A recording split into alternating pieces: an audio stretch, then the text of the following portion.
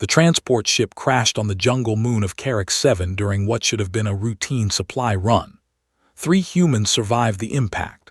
Sergeant Maya Chen, a veteran of the Outer Rim conflicts, Private First Class Tomás Rodriguez, barely 22 years old and still learning the ways of space, and Corporal James Heavy Morrison, a giant of a man whose nickname came from both his size and the weapons he preferred to carry. They pulled themselves from the wreckage as smoke filled the broken hull. The jungle around them screamed with alien sounds. Birds that were not quite birds called from trees that twisted in ways trees should not twist. The air was thick and hot, heavy with moisture that made every breath feel like drinking water. "Status report," Maya said, checking her rifle. The weapon was still functional, small blessings. "I think I broke a rib," Tomás groaned, holding his side. "Maybe 2. Heavy was bleeding from a cut on his forehead, but he waved off concern. "I've had worse from shaving." Maya looked at the wreckage of their ship. The emergency beacon was destroyed. The communications array was scattered across half a kilometer of jungle floor. They were stranded on a moon that was classified as a Class 4 Deathworld, with limited supplies and no way to call for help. "We set up camp," she decided. "We survive. Rescue will come eventually. They'll track our last known position." The first 3 days were about learning the rules of Carrick 7. They learned that the water from the silver streams was safe to drink, but had to be boiled first. They learned that the purple fruits growing on the lower branches were edible, but would cause hallucinations if eaten in large quantities. They learned that the creatures that looked like 6-legged cats were actually pack hunters that would test their defenses every night. On the 4th day, they found the body. It was alien, that much was clear. The creature had been about the size of a large dog, covered in fur that shifted between blue and green depending on the light. Its face was long and narrow, with large eyes that had gone cloudy in death. Multiple legs, perhaps 6, were arranged in a way that suggested it had been a fast runner. "Corvian," Heavy said, kneeling beside the body. "I saw pictures once. They're traders mostly, peaceful species. What's one doing out here?" "Crashed like us," Maya said, pointing to the trail of broken vegetation.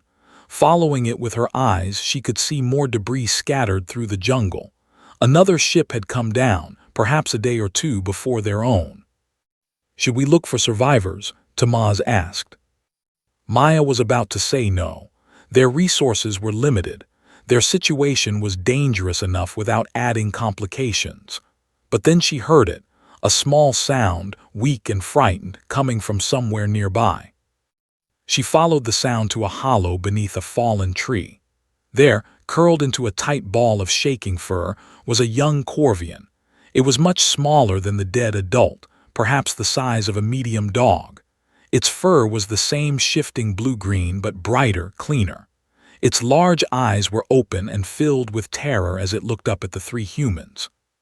"It's just a puppy," Tomás said softly. "Well, not a puppy exactly, but young, a child." The young Corvian made a sound that was somewhere between a whimper and a chirp.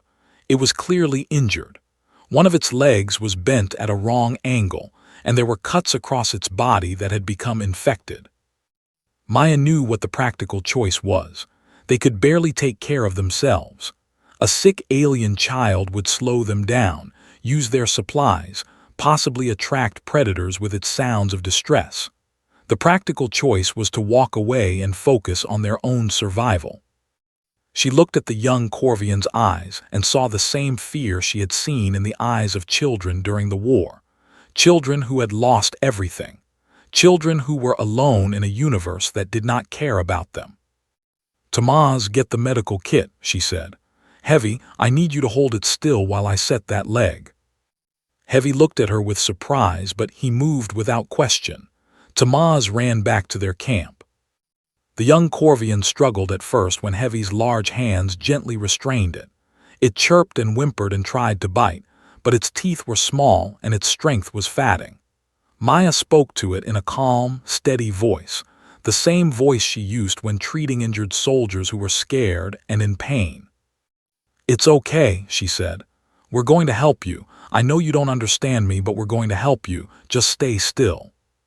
Something in her tone must have communicated itself, because the young Corvian stopped struggling, its large eyes fixed on her face, watching every movement she made.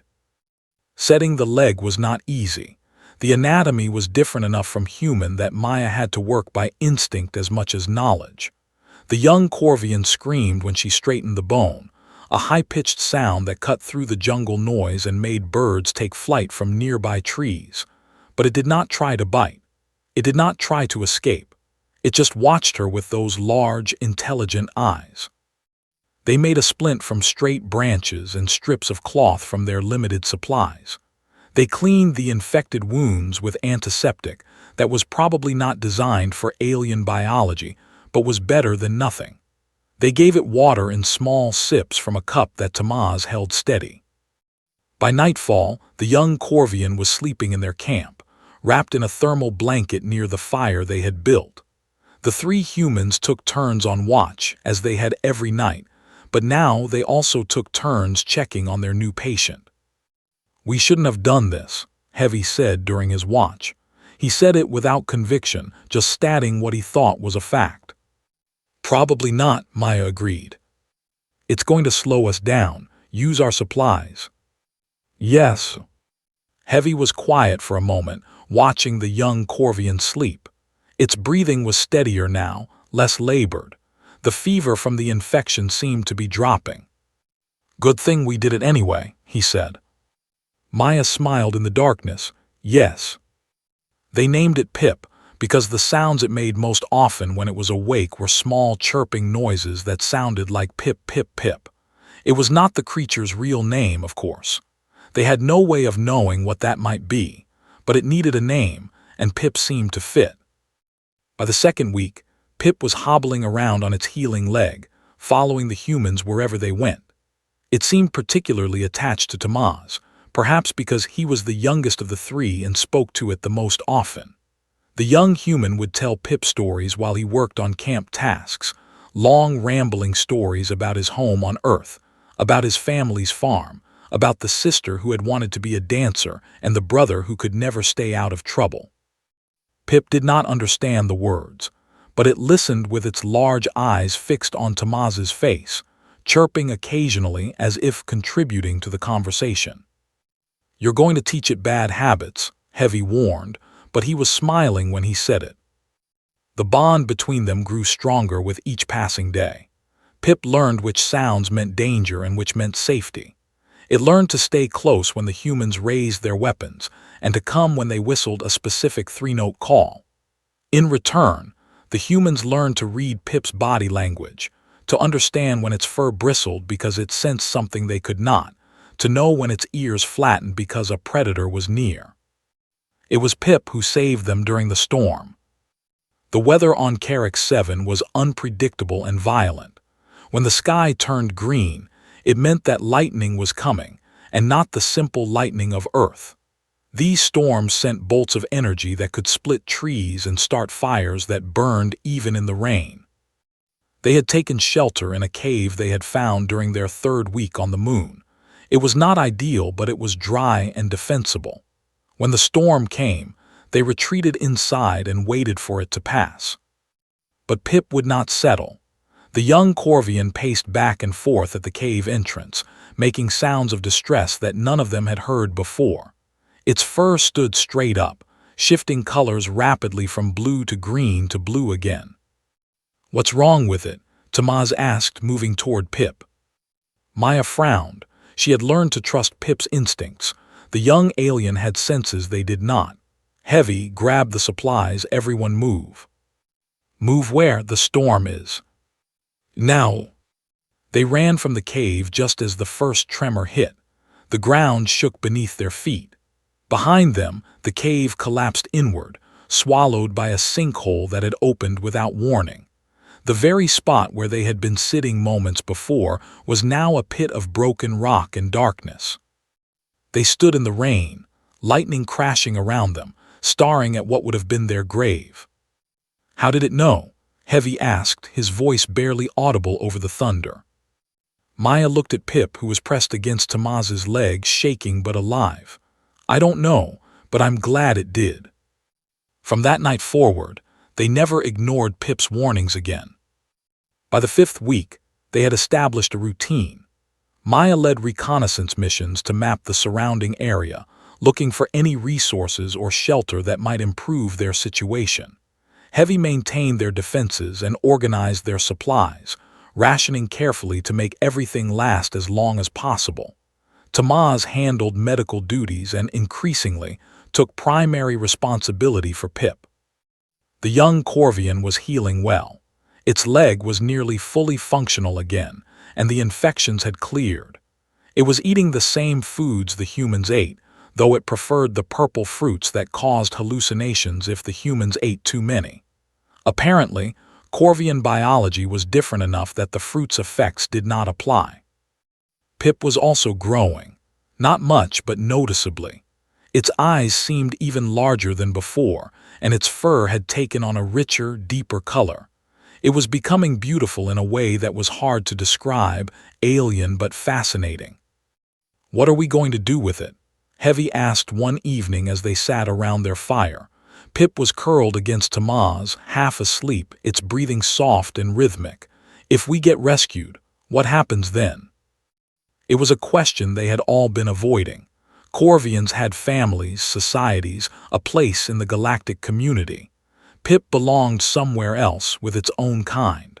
The right thing to do would be to return it to its people.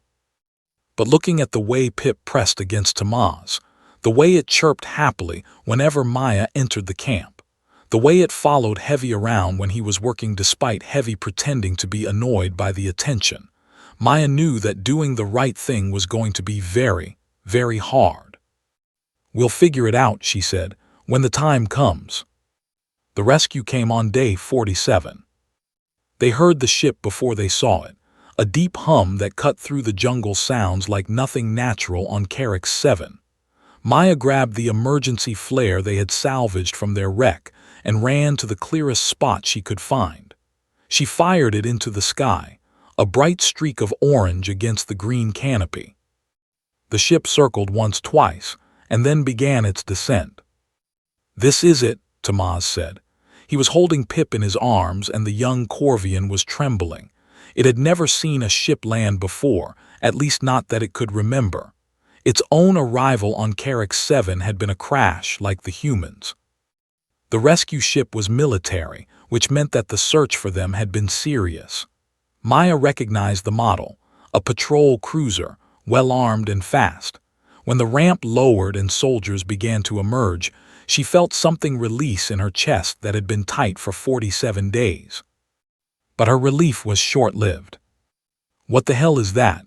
the first soldier asked, pointing at Pip. Maya stepped forward, placing herself between the soldier and her team. "This is a survivor from another crash, a Corvian child. It's been with us since we found it." The soldier's expression did not change. "Corvians. The Corvian Empire has been at diplomatic standoff with the Alliance for 6 months. You've been harboring an enemy national." "A child," Maya repeated, her voice firm. "An injured child that we saved." "That's not your call to make, Sergeant." Heavy moved to stand beside Maya, his size making the point that words might not. Tamaz stayed back, still holding Pip, who had started making distressed chirping sounds. "With respect," Maya said, and her tone made it clear that respect was limited. "It absolutely was my call, and I'd make it again." The standoff lasted long enough for Maya to wonder if they had survived 47 days on a Deathworld only to die at the hands of their own people. Then a voice came from inside the ship, calm and authoritative. "Stand down, let them board the alien too." The soldiers parted, and Maya led her team onto the ship that would take them home. But home, she was beginning to realize, was going to be complicated. The journey back to Alliance space took 3 standard days, and during that time, Pip stayed with Tamaz in a small cabin that had been assigned to the 3 survivors. The young Corvian was clearly uncomfortable. The ship was full of strange sounds and stranger smells. Every bump of turbulence made it press closer to the humans who had become its family. On the second day, the ship's captain summoned Maya to his quarters. Captain Andros was a career military man with gray at his temples and eyes that had seen too much. He studied Maya for a long moment before speaking. "Tell me about the alien." So Maya told him. She told him about finding the body of the adult Corvian, about hearing Pip's cries, about the decision to save a life even when it was not practical. She told him about the bond that had formed, about Pip's warning that had saved them from the cave collapse, about the way the young Corvian had become part of their unit. When she finished, Captain Andros was quiet for a long time. "The diplomatic situation with the Corvians is delicate," he finally said. "They're not enemies exactly, but they're not friends either. Trust is in short supply on both sides." "Pip is a child, sir. It doesn't know anything about diplomacy." "No," Andros agreed. "But it knows about humans now. It knows that humans saved its life. It knows that humans cared for it when it was injured and alone. That kind of knowledge can change things." Maya was not sure what he meant, but she sensed that his words carried weight beyond their immediate conversation. "What's going to happen to it?" she asked. "That depends on a lot of factors beyond my control, but I'll make sure the right people know the full story."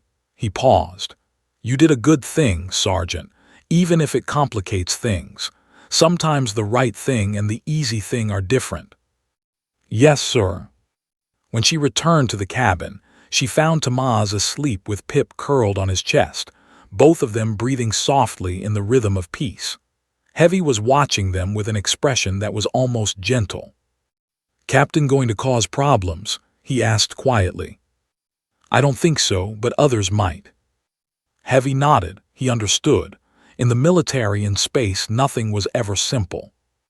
When they arrived at Station Terminus, the central hub of Alliance activity in this sector, they were met by a delegation that included military officials, diplomatic attachés, and a Corvian representative who had been summoned with remarkable speed.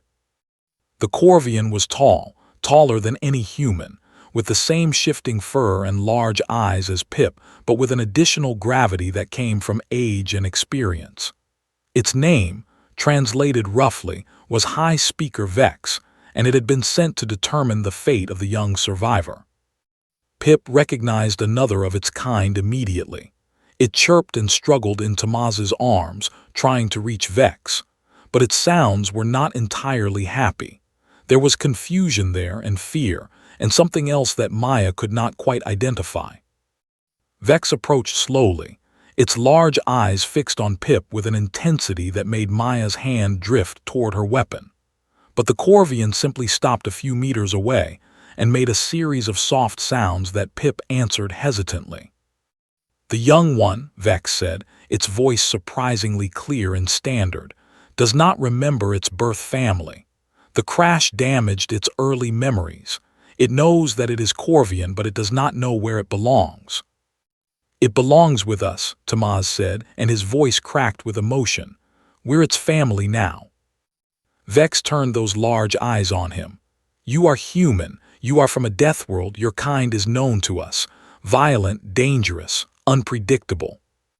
"We saved Pip's life," Maya said. "We cared for it, we protected it." "Yes," Vex agreed. "This is also known.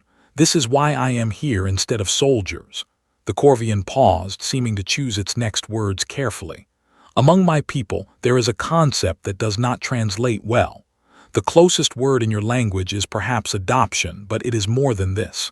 It is the forming of bonds that transcend biology, that create family where none existed before." "What are you saying?" Heavy asked. Vex made a gesture that might have been a shrug.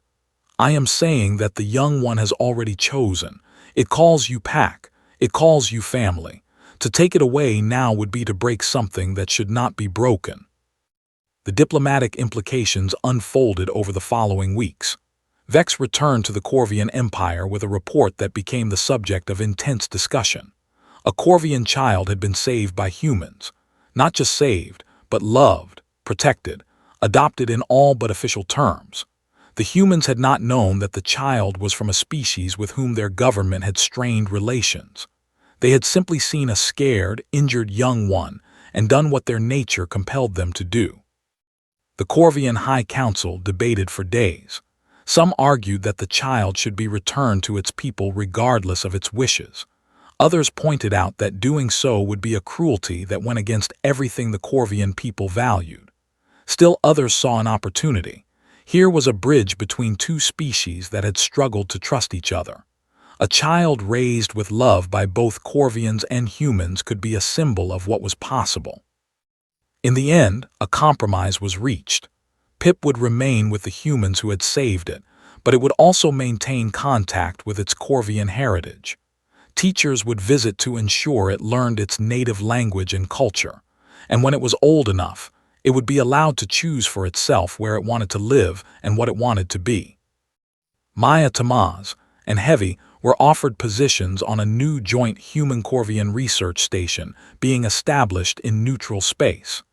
It was a posting that would allow them to continue caring for Pip while also contributing to the slow, difficult work of building trust between species. They accepted without hesitation. The research station was called Bridge, a name that was both literal and symbolic. It orbited a gas giant at the edge of explored space, a place where neither humans nor Corvians had any claims or history. It was designed to be neutral ground, a place where old prejudices could be examined and perhaps overcome. Pip thrived there. The young Corvian grew quickly in the following years, eventually becoming taller than Tamaz, though still smaller than the average adult of its species. Its bond with the three humans who had saved it never weakened. If anything, it grew stronger as Pip learned to communicate in standard and could express the feelings that had always been there but had lacked words. "You are my pack," Pip said one evening as they sat together watching the gas giant's storm swirl beneath them. "Among my people, pack is more than family. It is those who share danger and triumph, those who would die for each other and live for each other." "Then you're our pack too," Maya said, "all of us." Pip's fur shifted to a warm golden color that the humans had learned to associate with deep contentment. "I know, I always knew." The work on Bridge was difficult. Centuries of mistrust between species did not disappear because of good intentions.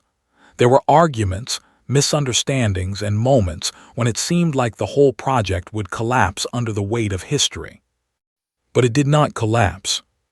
Slowly, relationship by relationship, understanding by understanding, something new was being built. And at the center of it, often literally, was Pip, a living example of what was possible when beings looked past differences and saw only the shared need for connection and care. Heavy became the station's security chief, a position that allowed him to use his skills while also learning new ways of thinking about protection and safety. He trained both human and Corvian security personnel, teaching them to work together against threats rather than against each other. Tamaz found his calling in xenobiology, studying the differences and similarities between species with a passion that had been ignited by his time caring for Pip. He published papers that challenged assumptions on both sides, showing how much humans and Corvians actually had in common beneath their surface differences. Maya rose through the ranks to become the station's commander, a position she held with the same steady determination that had kept her team alive on Carrick 7. She became known as a fair but firm leader, someone who believed in the mission of Bridge with every fiber of her being. And Pip became something that had no precedent in galactic history. As it grew, it became clear that Pip had inherited more than just survival instincts from its time with the humans. It had absorbed their ways of thinking, their directness, their stubborn refusal to accept that things could not change. Combined with the Corvian traits of patience, perception, and long-term thinking, Pip became a unique individual, capable of bridging gaps that others could not even see. When the first formal peace treaty between humans and Corvians was negotiated, Pip was present as a cultural advisor. Its ability to understand both species, to translate not just words but meanings and intentions, proved invaluable. The treaty would not have been possible without it. "You're making history," Maya told Pip on the day the treaty was signed. They were standing in the observation deck, watching the gathered ships from both fleets that had come to mark the occasion. "We made history," Pip corrected. "On a jungle moon, when 3 injured humans decided to save 1 injured Corvian, everything else followed from that." It was true, Maya realized. All of this, the peace, the cooperation, the hope for a future where species could work together instead of against each other, had started with a simple choice to help a scared child. The bond they had formed on Carrick 7 had become something larger than any of them could have imagined. It had become a template for relationships between species, a proof that trust could grow even in the most unlikely soil. And it had started with nothing more than the human instinct to protect the helpless, to care for the vulnerable, to love even when love was not practical. Years passed, then decades. Maya retired from her command and was replaced by a new generation of officers, some human and some Corvian, all trained in the principles of cooperation that had become Bridge's legacy. Heavy eventually stepped down from security, his body aging even as his spirit remained strong. He spent his later years teaching hand-to-hand combat techniques to mixed species classes, delighting in the challenge of adapting human fighting styles to Corvian anatomy. Tamaz never stopped studying, never stopped writing, never stopped asking questions about the universe and the beings that filled it. His work on interspecies communication became required reading at academies across explored space. And Pip became High Speaker Pip, the first Corvian to hold such a title while maintaining equal standing in human society. It traveled between worlds, carrying messages of peace and understanding, its very existence a reminder of what was possible. But no matter how busy they became, no matter how far their responsibilities took them, the 4 of them always found time to return to Bridge, to gather in the same observation deck where they had watched so much history unfold, to remember where they had come from and what they had built together. "I have been thinking," Pip said during one such reunion, its voice deeper now but still carrying those familiar chirping undertones, "about the name the humans gave me when I was young. Pip, such a small sound, but it was the first gift you gave me." "We gave you a lot of things," Heavy said, his voice gruffer now but no less warm. "Food, medicine, protection." "Yes, but those were things you would have given to any creature in need. The name was different. The name made me yours." Tamaz, gray now where he had once been dark, reached out to touch Pip's shoulder. The gesture was so natural, so easy, that it was hard to remember a time when physical contact between their species had been unthinkable.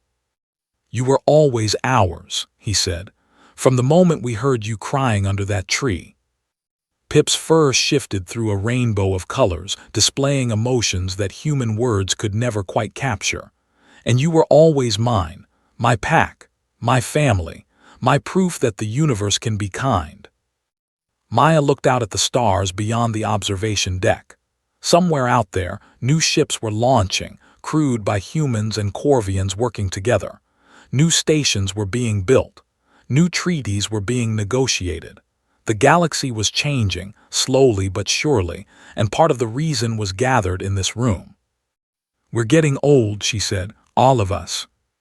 "Yes," Pip agreed, "but what we built is young, it will outlive us." Heavy laughed, a deep sound that still shook the room despite his years.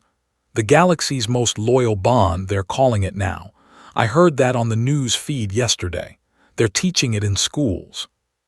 "They should teach the full story," Tamaz said, "about the fear and the doubt, about how close we came to not doing the right thing." "They will," Pip said with certainty. "I will make sure of it. The full story with all its complications is what makes it real, what makes it something others can aspire to, not just admire." The full story was messy and complicated and did not fit into neat categories. It involved pain and hard choices and moments of despair. It involved learning to see past differences that seemed insurmountable. It involved trust that had to be earned one day at a time. But it also involved love, the kind of love that does not ask whether it is practical or wise, the kind of love that simply recognizes when another being needs help and responds without calculation. That was what the humans had done on Carrick 7. They had loved a scared alien child without thinking about politics or consequences, and in doing so, they had planted a seed that grew into something that changed the galaxy. News of the bond between Pip and the humans spread far beyond the regions where humans and Corvians lived. Other species heard the story and were moved by it. Some were skeptical, believing it to be propaganda or exaggeration, but many were inspired. A delegation from the Veth Collective, an insectoid species that had avoided contact with humans for centuries due to fear of their aggressive reputation, made unexpected contact. They cited the story of Pip as evidence that humans might be more complex than their Deathworld origins suggested. The Solarian monks, reclusive philosophers who spent their lives contemplating the nature of consciousness, invited Pip to speak at their ancient temples. They were fascinated by the question of how beings from such different backgrounds could form such deep connections. Even the militant Krex hierarchy, long considered the greatest threat to peaceful expansion in the sector, expressed a grudging interest in the model of cooperation that Bridge represented. They did not join in the growing alliance, but they stopped their raids along human-Corvian borders. It was not peace, but it was the first step toward it. Through it all, Pip remained humble about its role. "I did not do this," it would say when pressed by journalists or historians. "I was a child who was saved by strangers. The strangers are the story. The choice to save me when it would have been easier not to, that is the story."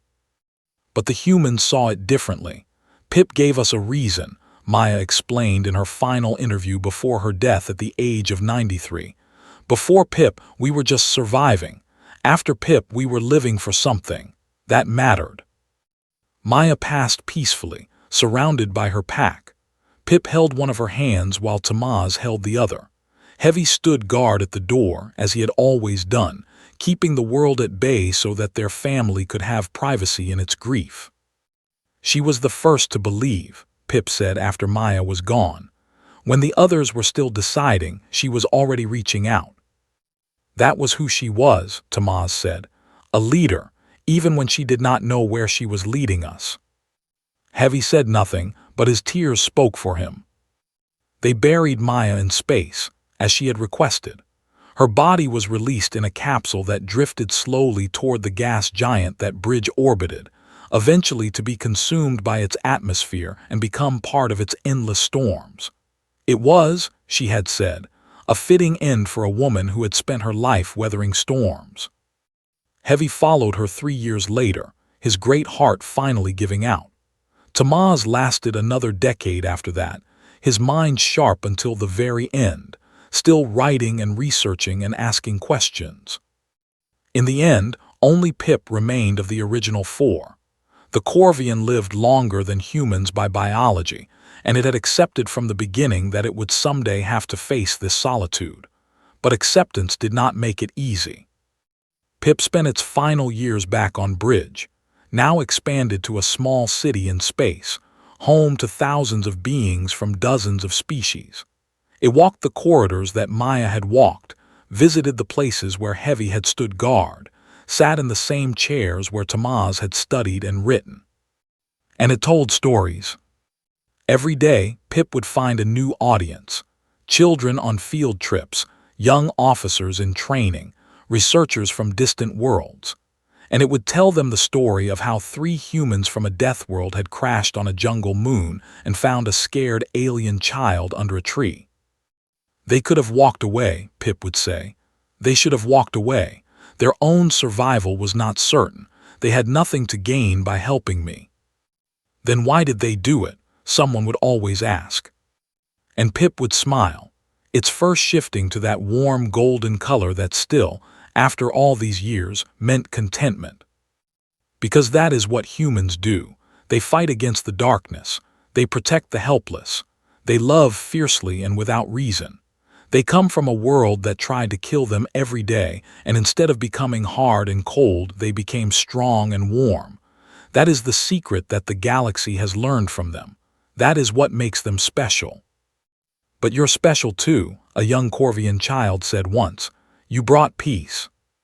Pip shook its head. "I was just the seed. They were the ones who planted it. I was just the bridge. They were the ones who built it." When Pip finally passed, at an age that was ancient even for Corvians, it was declared a galactic day of mourning. Ships from every species flew in formation through the skies of 100 worlds. Messages of remembrance flooded across every communication channel. But the tributes that mattered most were the small ones. The humans and Corvians who had named their children after the members of the original pack. The stations and ships that bore their names. The schools that taught their story not as legend but as example.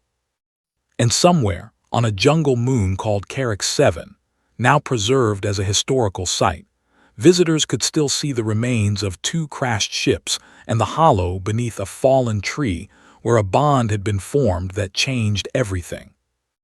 They came from all over the galaxy, beings of every shape and size, to stand in that place and feel the echo of what had happened there. Some left flowers, some left stones, some simply stood in silence and wondered what they would have done in the same situation. Would they have heard the cries of a scared child and responded? Would they have put aside practicality for compassion? Would they have had the courage to love when love made no sense? These were the questions that the story asked. These were the questions that would continue to be asked for as long as beings gazed at the stars and wondered what it meant to be good. And in the end, perhaps that was the greatest legacy of all. Not the peace treaties or the alliances or the stations and ships, but the simple, persistent, undying question. When the universe puts a scared child in your path, what will you do? The Deathworld warriors had answered that question. They had reached out and saved a life and created a bond that echoed through time. The galaxy's most loyal bond, they called it now. But for Maya, Heavy, Tamaz, and Pip, it had always been something simpler. It had always been family.